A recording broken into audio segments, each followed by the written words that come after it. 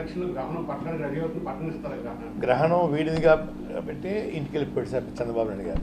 మమ్మల్ని ఊచకోత కోసేసి హాస్పిటల్ని జైల్లో 14 రోజులు ఒకే బట్టతోటి స్నానం లేకుండా మమ్మల్ని మగ్గిలా చేశాడు సార్.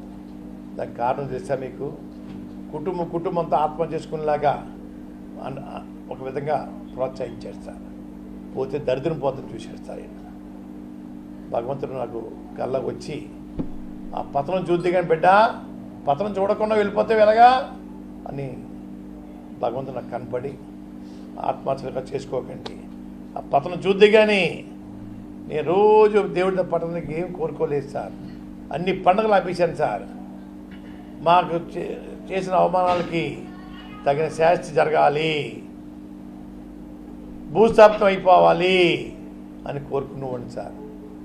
భగవంతుడు కనుగరించాడు సార్. వెంటనే ఏదో చూసి తిరుపతి గుడికి వెళ్ళానండి, చెల్లెంగ వెంకటస్వామి గుడికి వెళ్ళాను, మా ఊళ్ళో అమ్మవారి గుడికి వెళ్ళాను, చెప్తున్నారు ఒక కనకదుర్గ గుడికి వెళ్ళి శివాలయంకి వెళ్ళి దండం పెట్టుకున్నాను సార్. అయ్యా విముక్తి అయిందని చెప్పేసి